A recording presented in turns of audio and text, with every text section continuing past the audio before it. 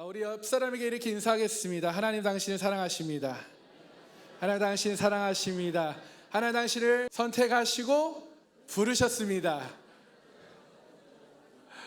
네, 할렐루야.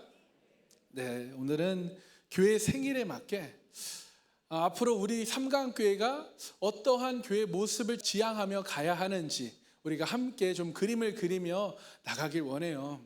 오늘 말씀을 통해 본문을 통해 성령님이 이끄시는 공동체 한번 따라해 볼까요? 성령님이 이끄시는 공동체라는 제목으로 은혜를 나누고자 합니다. 제가 참 좋아하는 본문이고요. 제가 몇 번 설교를 했지만 오늘은 좀 다르게 좀 보고 우리 교회에 적용하고자 합니다. 여러분, 교회 공동체란 무엇입니까? 교회 공동체, 커뮤니티. 단순히 그냥 함께 모여서 셀이 함께 모여 밥 먹고 대화하고 예배 드리는 것, 이게 공동체일까요?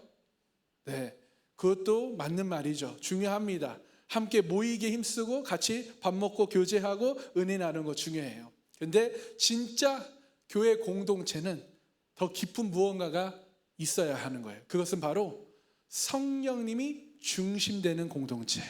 아멘. 성령님이 중심이 되는 공동체.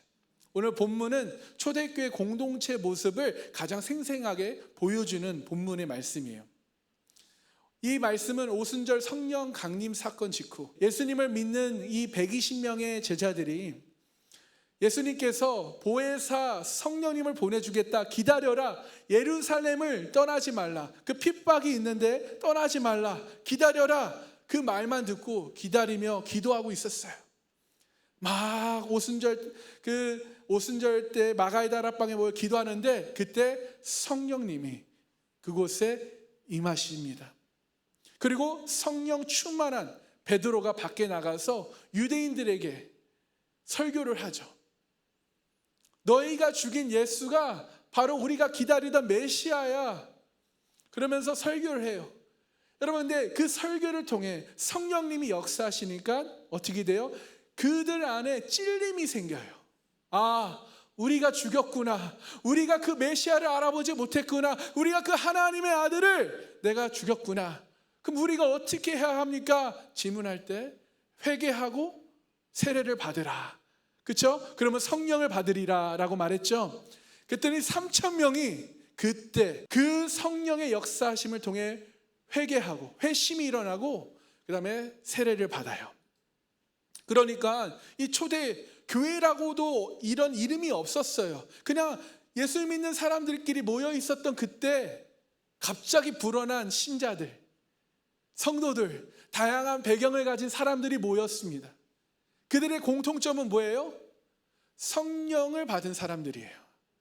성령님의 그 찔림을 통해 회개하고 세례를 받은 사람들. 그들은 단순히 그냥 예수님 믿는 것으로 하는 것이 아니에요. 그들은 목숨을 걸고 출교를 당할 것을 감당하고 집안에서 쫓겨나는 것 당연하고 재산도 몰수될 수 있는 그런 상황, 모든 것을 다 받아들이고 예수님을 믿는 것입니다. 한마디로 목숨 건 거예요. 근데 그것뿐만 아닙니다. 그들은 함께 모여서 말씀을 배워요. 함께 교제를 합니다. 또 떡을 떼며 기도해요. 우리처럼요. 할렐루야. 그랬더니 그들의 삶 전체를 공동체로 이루어가는 거예요. 그래서 나중에 교회가 되는 겁니다. 이 본문은 단지 여러분 2000년 전에 일어난 역사적 보고가 아닙니다. 지금 21세기에도 이런 역사가, 이런 공동체가 되어야 하는지에 대한 강력한 영적인 청사진인 줄 믿으시기 소망합니다.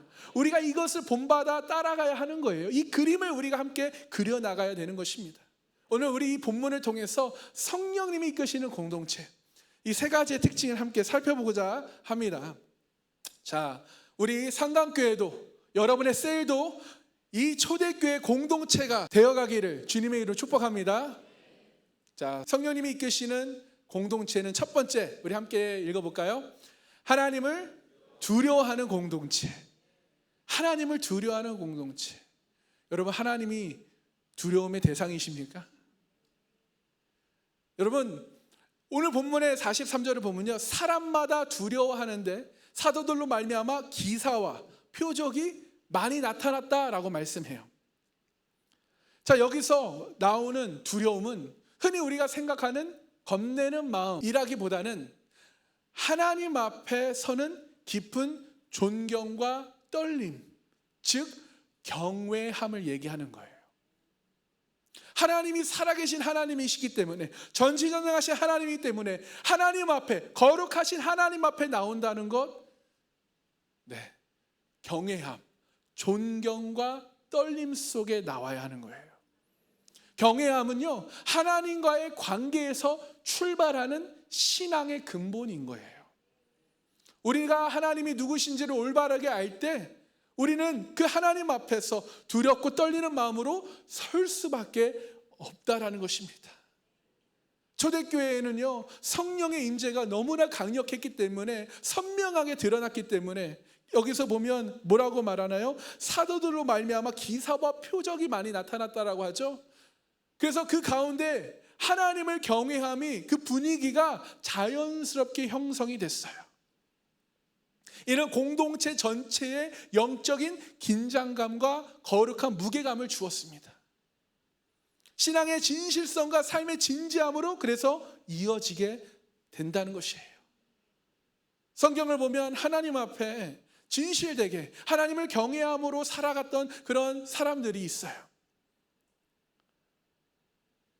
예를 들어 모세는요, 그 하나님 앞에 섰을 때 떨기나무가 불이 막 나는데, 불꽃은 나지만 나무가 타지 않는 그런 기이한 현상을 봤어요. 그러나 그 순간 모세는 하나님의 말씀을 통해 너가 선 곳은 거룩한 곳이니 너 신을 벗어라 하고 신을 벗고 하나님을 경외하죠. 여러분, 모세가 신을 벗은 이유는 하나님께서 말씀하셨기 때문도 그렇지만, 그 거룩함 앞에서 인간은 무릎을 꿇고 신을 벗고 자신을 낮추게 될 수밖에 없다라는 것이에요. 이것이 바로 하나님을 경외함이에요. 이처럼 하나님을 경외하는 마음은 하나님과의 만남을 깊고 실제적으로 만들어줍니다. 다시 한번 말씀드립니다. 여러분이 하나님을 경외하면요, 그것은 하나님과의 만남, 실제적인 만남으로 연결시켜준다는 것이에요. 여러분, 다윗이 시편 111편 10절에 이렇게 고백합니다. 여호와를 경외하는 것이 지혜의 근본이다. 다윗은 하나님을 경외함이 있어서 이 지혜의 출발임을 고백합니다. 경외함은 단순히 감정이 아니에요. 지혜로운 신앙인의 삶의 토대입니다. 경외함이 없는 신앙은 지혜와 성숙을 이루기 어려운 거예요. 그러므로 우리는 살아계신 하나님을 경외함에 있어서 단순히 개인의 감정이 아니라 그 모임 전체를 감싸고 있는, 공동체를 감싸고 있는 거룩한 분위기를 통해서 서로 하나님을 존중하며, 하나님을 존경하며, 또 서로를 존중하며 서로를 사랑하게 만드는 힘이 생겼다라는 것입니다. 그래서 어떤 연구에 따르면 심리적으로 내가 존중받고 있다라는 느낌을 받는 사람들 사이에는 신뢰가 쌓인다는 거예요.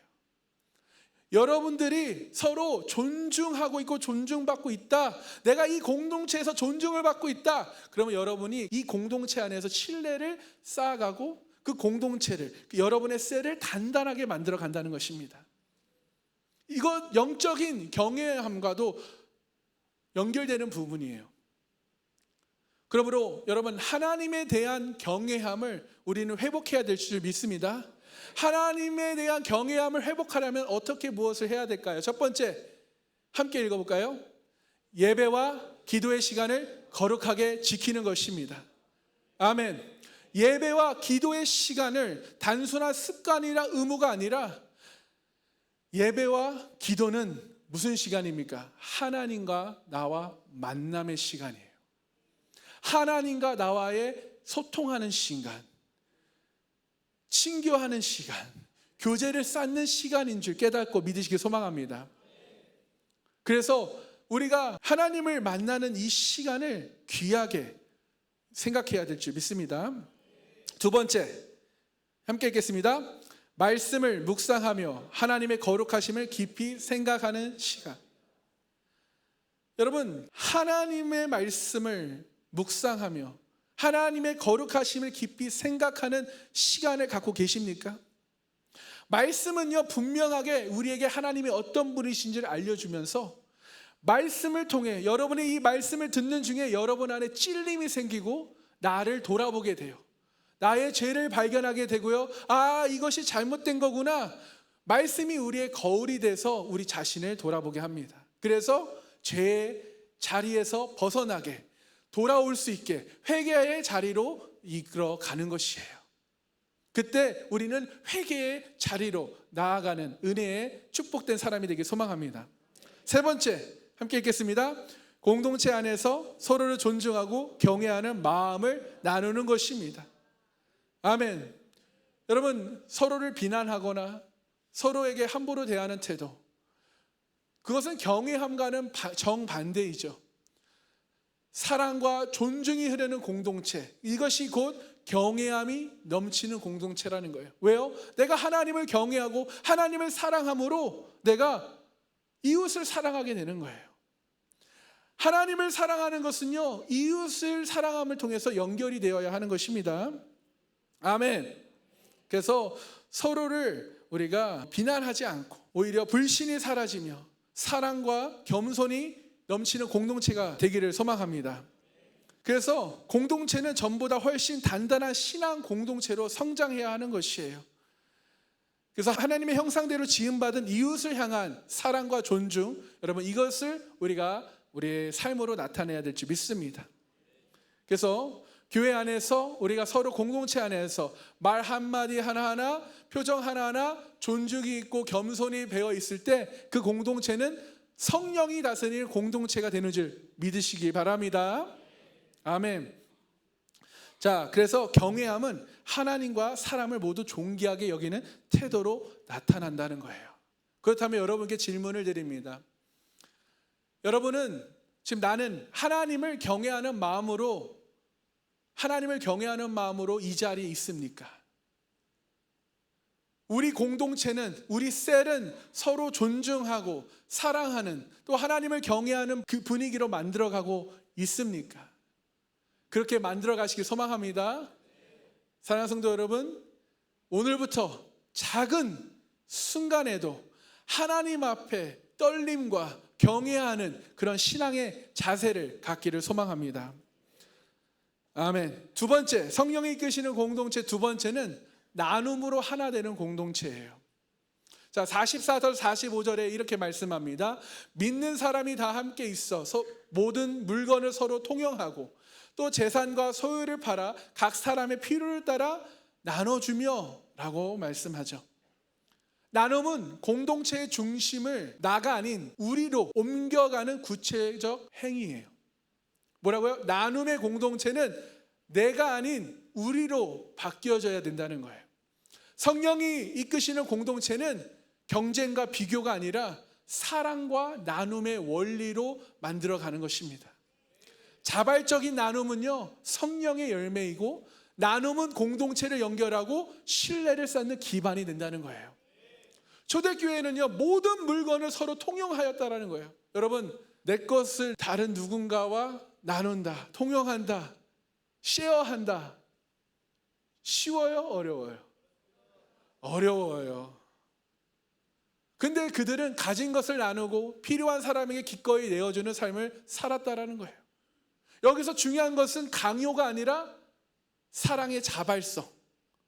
누군가 억지로 나누었다면 그건 진정한 나눔이 아닐 것입니다. 성령님이 마음에 감동을 주시고 그것을 보게 하시고 그것을 듣게 하셔서 우리가 그 성령님의 음성에, 육신은 싫지만 성령님의 음성에 순종하기로 결단하는 순간 우리는 기쁨과 감사함으로 나눌 수 있게 되는 것이에요. 사도행전 4장을 보면요, 바나바라는 사람이 등장하죠. 바나바라는 사람은요, 자기의 밭을, 땅을 팔아서 그 땅값을 사도들에게 가져다 주고 그 사도들은 그것을 공동체에 나눠 씁니다. 아낌없이 내놓아요, 공동체를 위해서. 그래서 그가 어떻게 쓰임받고 축복받는지를 우리가 성경을 알 수 있죠. 반대로 아나니와 삽비라, 겉으로는 땅을 다 판 가격을 내놓았다라고 하지만, 그렇죠? 일부를 숨겼어요. 겉으로는 그렇게 나누는 척했지만 마음은 그렇지 않았던 사람들, 결국 공동체를 해치는 죄를 범해서, 그렇죠? 심판을 받죠. 여러분, 진심 없는 나눔은요, 공동체를 무너뜨리고 하나님의 심판을 불러온다는 것을 우리는 성경을 통해 깨닫고 배워야 합니다. 우리에게 진심과 진정성 있는 나눔이 얼마나 중요한지를 또한 보여주고 있지요. 그래서 나눔이라는 것은 단순히 여러분 돈을 나누는 것 이상이에요. 시간과 재능과 기도와 격려도 모두 나눔의 영역이거든요. 오늘날 우리는 어떤가요? 사랑의 마음에서 나오는 자발적인 나눔을 여러분 서로 하고 계십니까? 저는요, 이 나눔이라는 것을요, 영어로 도네이션, 기부라고 하기보다는 flowing, 흘러보내다라는 이 단어를 너무 좋아해요. 기부는요, 그냥 돈만 그냥 기부하면 되는 거예요. 그러나 flowing은요, 하나님이 내게 주신 감동으로 하나님께서 내게 주셨기 때문에 내가 하나님의 것을 흘려보내는 거예요. 그것이 축복의 통로가 되는 비결입니다. 여러분, 원로 목사님은요, 정말 우리 교회가 버겁게 쌓아놓지 않고 버겁게 흘려보내셔요. 그래서 제가 하루는 물어봤어요. 왜 이렇게까지 작은 교회를 돕고, 왜 이렇게까지 돈을 나눠주고, 우리 교회도 쓸 것 있고 고칠 것 많고, 그런데 왜 이렇게 나눠주십니까? 그랬더니 한 말씀 하셨어요. 요한아, 이렇게 나눠주는 것이 하나님께 축복받는 지름길이야. 근데 거기다 대고 내가 뭐라고 하겠어요? 하나님께 축복받는 지름길이라는데. 그래서 그때부터 더 이상 언급하지 않았어요. 여러분, 성령님이 이끄시는 공동체는 가진 것이 아니라 나누는 것으로 평가되는 거예요. 우리 교회가 얼마나 돈을 많이 가지고 있고 어떠한 건물을 소유하고 있으며 가진 것으로 평가되는 것이 아니라 얼마나 나누고, 얼마나 사랑하고, 얼마나 주를 향해 그 복음을 전하고 있는지, 영혼 구원에 목적을 두고 있는지, 그거로 평가된다는 거예요. 오늘 본문에서 말하고자 하는 나눔, 이것이 바로 내 삶의 일부를 내어드리는 것입니다. 어느 교회에서요, 경제적으로 어려운 가정을 돕기 위해 모금 운동을 했어요. 처음에는요, 몇 명만 참석을 했다고 해요. 그런데 나중에 점차 많은 성도들이 동참하게 되면서 그 가정이 위기를 넘기고 다시 일어설 수 있었다는 거예요. 그런데 그 일로 하여금 그 공동체가, 그 교회가 단단히 서가는 그런 간증들을 들었습니다. 저는 이것이 바로 성령님이 인도하는 나눔이라고 저는 생각해요. 내가 가진 것을 조금이라도 내어놓는, 나누는 삶, 나누는 그 마음, 그것이 공동체를, 여러분의 셀을 살리고 아름답게 만들어 간다는 것입니다. 그러므로 나눔이 있으면 그 공동체는 하나가 되는 거예요. 가진 것을 나누면 내 것이라고 하는 그 경계가 허물어지고 서로를 가족처럼 여겨요. 그래서 심리학에서도 공유하는 그 경험이 있으면 신뢰와 유대감을 높게 만든다라는 그 말이 있거든요. 우리 삶도 마찬가지입니다. 여러분, 우리 육신의 가족끼리 서로 돕고 나누잖아요. 내 형제가, 내 부모가, 내 자녀가 뭐 도움이 필요할 때, 어떤 걸 사고 싶을 때 우리가 자발적으로 사랑으로 그것을 나누고 함께 하지 않습니까? 그럴 때마다 더 그 관계가 끈끈해지는 거예요. 교회 공동체도 마찬가지입니다. 서로 가진 것 나누고 내 것을 내 것이라 주장하지 않고 하나님께서 내게 주신 것임을 내가 인정하고 그것을 인식해야 돼요. 내게 주신 것 하나님이 허락하신 것이기 때문에 내가 그것을 나만 갖고 있는 것이 아니라 흘려보내는 거예요. 그러면요, 하나님께서 계속 채워주시는 거예요.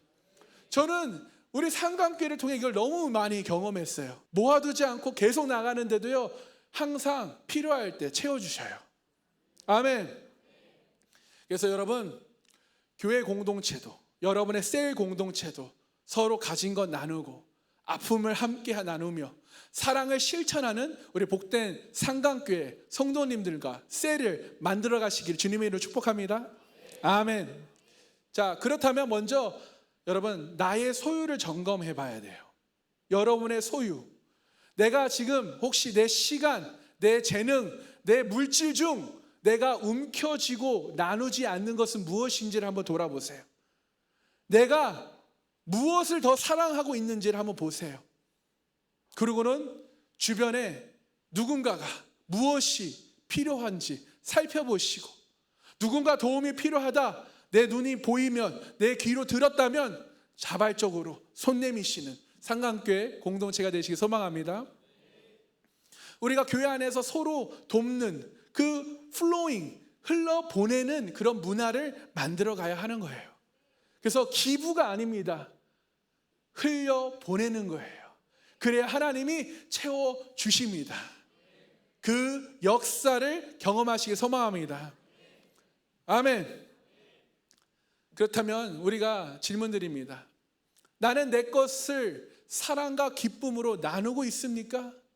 그러지 못한다면 혹시 우리 셀에서, 우리 네트에서, 우리 공동체에서 자발적인 나눔이 일어나고 있나요? 그래서 이런 것들을 셀에서 좀 나눠보세요. 사랑하는 성도 여러분, 성령님께서 내 눈에 보이게 해주셨다면, 내 귀에 듣게 해주셨다면, 내 마음에 감동을 주셨다면, 찔림을 주셨다면 여러분 나중으로 미루지 말고 작은 것부터 나누고 그 음성에 순종하며 나아가길 소망합니다. 작은 것부터 시작해야 되는 거예요. 나중에요. 더 큰 걸 하겠습니다. 여러분, 지금 10만 원 하는 헌금 어려우면 나중에 100만 원 할 수 있겠어요? 여러분이 10억을 벌어서 1억 11조를 할 수 있겠어요? 훈련이 안 돼 있으면 아까워서 못해요. 여러분 1억이면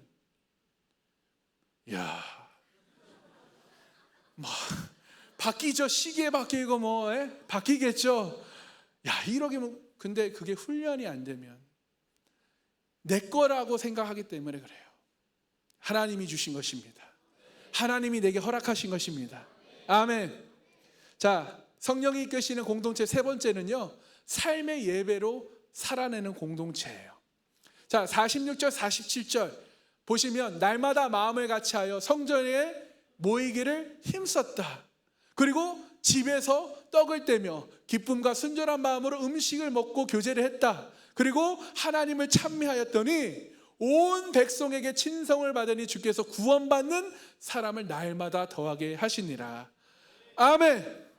저는 이 말씀이 우리 상강교회 여러분의 셀 가운데 일어나기 소망해요. 초대교회는 날마다 그 삶 속에서 하나님을 찬양하고 그것이 세상 사람들에게 칭송으로 이어졌다는 거예요.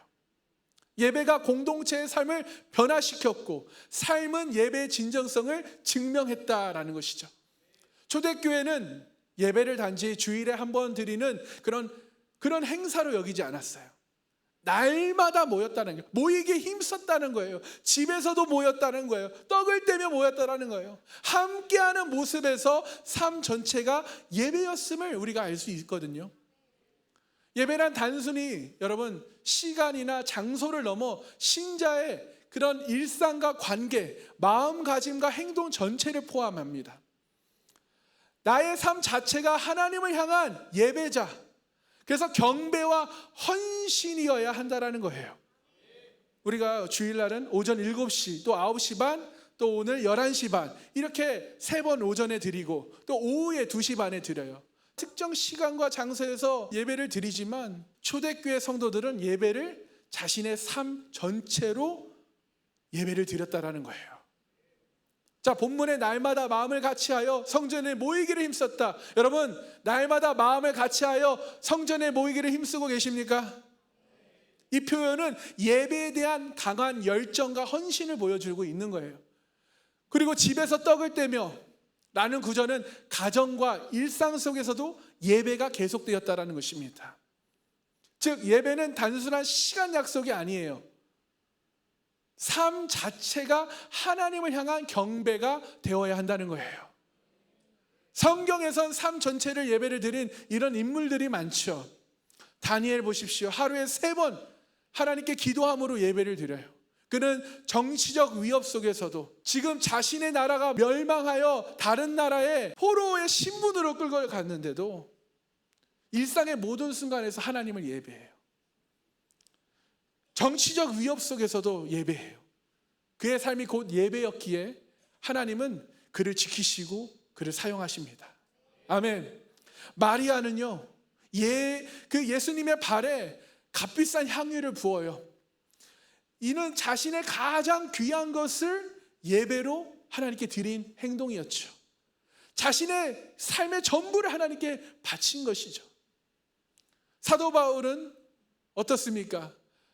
고난 중에도 감옥에서도 어디서든 하나님을 찬양하고 기도하며 매 순간을 하나님께 예배를 드렸어요. 그랬더니 하나님께서 그 상황과 환경을 만지시고 주장하시고 역사하시잖아요.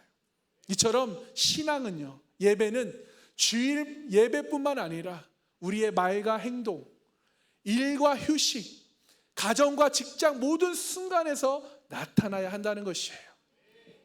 우리가 드리는 진정한 예배는 우리의 삶 속에서 드러나야 합니다.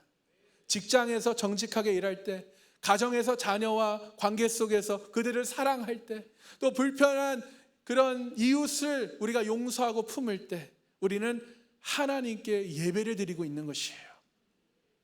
예배는 예배당 안에서 시작이 되지만, 예배당 안에서 예배가 이루어지지만 예배당 밖에서 증명이 되는 거예요. 이게 무슨 뜻일까요? 여러분이 교회에 와서 예배를 드리고 뭐 어떠한 은혜를 받는 것 교회 안에서 하지만 여러분이 그 증명을 교회 밖에서, 여러분의 가정에서, 여러분의 직장에서 그것을 증명해 내야 된다는 것이에요. 그래서 우리가 모이게 힘쓰고 함께 모여 예배할 뿐만 아니라 우리의 가정과 직장에서도 일상의 모든 순간이 하나님을 향한 그런 경배가, 예배가 되면 우리 공동체는 자연스럽게 하나가 되고 생육하고 번성하게 될 줄 믿으시기 소망합니다. 그래서 성령의 능력이 임하면, 성령이 우리와 함께 하시면 서로 사랑하고 격려하는 문화가 만들어져요. 그러면 이런 삶의 예배가 바로 하나님께서 기뻐하시고 찾으시는 참된 예배자의 모습이라는 것입니다. 그럼 여러분께 질문을 드립니다.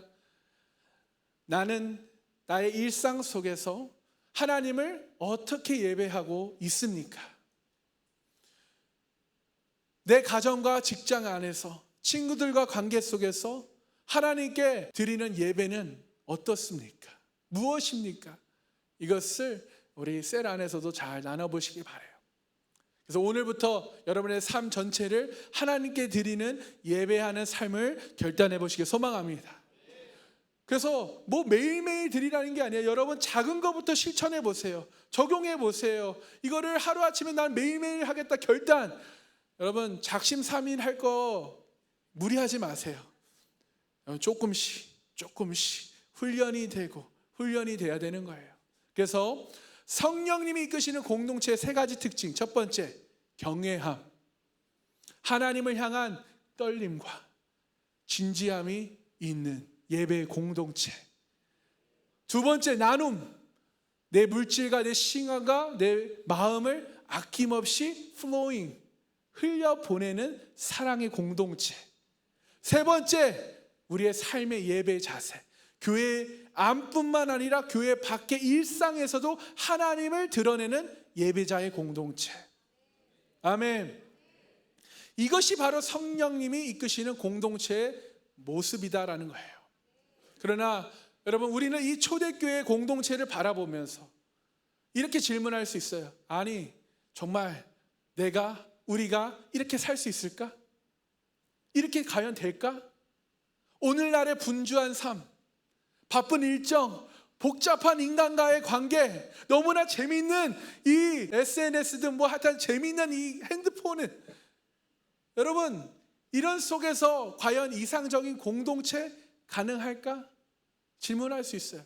여러분, 우리 힘으로는 불가능해요. 인간의 노력으로는 불가능해요. 성령님이 도와주셔야 되는 거예요. 성령님이 함께 하셔야 되는 거예요. 그러므로 우리는 성령님을 의지하고 그분의 음성에 귀를 기울여야 되는 것입니다. 그리고 그 음성에 우리가 작은 것부터 순종하게 되면 우리는 초대교회의 그 역사가 지금 이 역사가 삼강교회 여러분의 셀과 가정에도 이런 역사가 일어나게 될지 믿으시기 소망합니다. 그러므로 성령님의 음성에 귀 기울여야 돼요. 그리고 작은 것부터 실천하기 시작해야 되는 것입니다. 나중에 큰 것 한다고요? 무리하지 마세요. 저도 지금까지 수십 번, 수백 번 그렇게 해봤지만 실패하고 실패했어요. 작은 것부터 음성에 귀 기울이기 시작하시면 하나님이 정말 놀랍게 내가 흘려보내는 만큼 하나님은 더 축복해 주시고 마르지 않게 해주셔요. 아멘. 그러므로 여러분, 먼저 여러분이 예배를 회복해야 합니다. 아멘. 예배를 회복하시길 소망합니다. 그리고 마음을 나누는 일에 여러분 더 민감하십시오. 일상의 순간을 예배로 여러분 만들어 가보십시오. 그리고 여러분이 한 사람 한 사람, 여러분의 한 가정 한 가정, 셀이 변하게 될 때 결국 교회 전체가 변하게 되고 이 땅 위에 이 부천시 가운데 성령님의 공동체가 세워지게 될 줄 믿습니다. 성령님이 역사하시는 공동체, 여러분 그 공동체, 그 셀을 만들어 가시길 소망합니다. 우리 이제 교회가 38주년이 됐어요. 38살이 됐는데 지금까지 이 원로 목사님께서 늘 하나님을 경외하는 삶을 사시면서 늘 어려운 사람과 그런 사회 약자들, 작은 교회와 선교지를 정말 최선을 다해 섬기셨어요. 또한 기도와 전도, 예배 늘 전심해 오셨습니다. 전심을 다해 오셨어요. 그래서 원로 목사님과 함께 우리 장년분들, 1세대 분들, 우리 공동체를 이렇게 든든히 단단하게 세워주셔서 너무 감사합니다. 여러분들이 함께 세워주셨기 때문에 우리의 다음 세대들이 있는 거예요. 아멘. 우리의 다음 세대들이 이렇게 부흥하고 번성하는 줄 저는 믿습니다. 그래서 앞으로 우리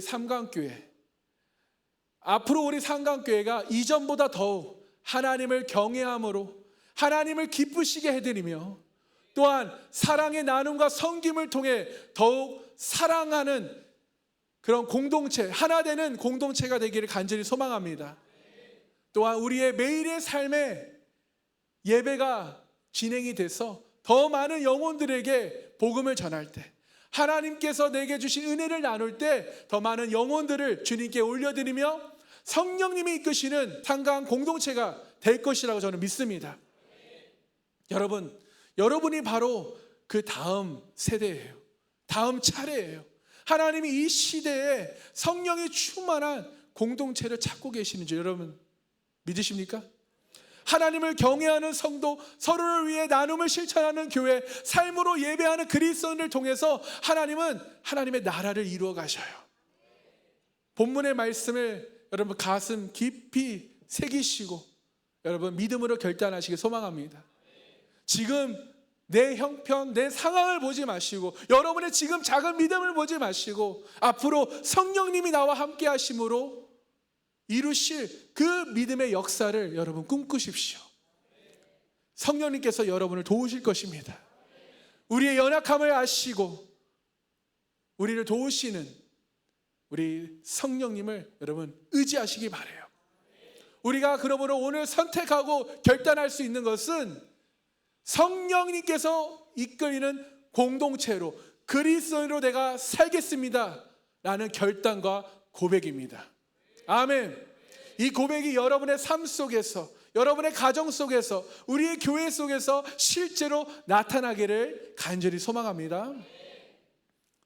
그러므로 성령님의 그 음성에 귀 기울이시고 그 음성에 순종하시고 작은 것부터 실천하시면 돼요. 그래서 하나님을 경외하시고 기도와 말씀, 나눔과 섬김, 예배와 삶의 일치를 통해 성령님이 이끄시는 공동체를 함께 만들어 가시길 소망합니다. 여러분, 하나님은 언제나 한 사람을 통해 일하셨어요. 아브라함을 통해서도, 야곱을 통해서, 모세를 통해서, 다윗을 통해서, 또 바울을 통해서 항상 그 역사를 이어가셨습니다. 저는 지금 이 설교를 듣고 있는 여러분도 그 한 사람이 되길 소망합니다. 여러분 한 사람을 통해서 여러분의 가정이 변하고 여러분의 가문의 믿음의 유업을 계승해 나가는 가문으로 변화되길 소망합니다.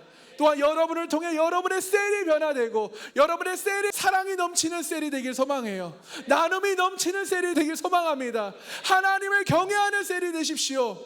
그러기 위해서는 내가 먼저 하나님을 경외해야 돼요. 내가 먼저 나누는 사람이 되어야 합니다. 그러기 위해서 내가 먼저 내 삶의 모든 것을 내 삶의 예배자로 살아가야 하는 것이에요. 여러분, 여러분의 이 결단이, 이 순종이 바로 부흥의 시작입니다. 성령님은 지금 우리 가운데 일하시며 오늘 이 시간 이 말씀을 듣는 여러분의 마음을 두드리고 계세요. 사랑하는 성도 여러분, 하나님의 그 성령님의 음성에 귀 기울이시고 순종하십시오. 또한 결단하십시오. 여러분이 먼저 시작하고 순종하면 하나님이 역사하십니다. 성령님의 음성에 순종하시고 작은 실전부터 시작하셔서 성령님의 그 역사에 참여하시는 우리 복된 우리 다음 세대들 되길 소망합니다.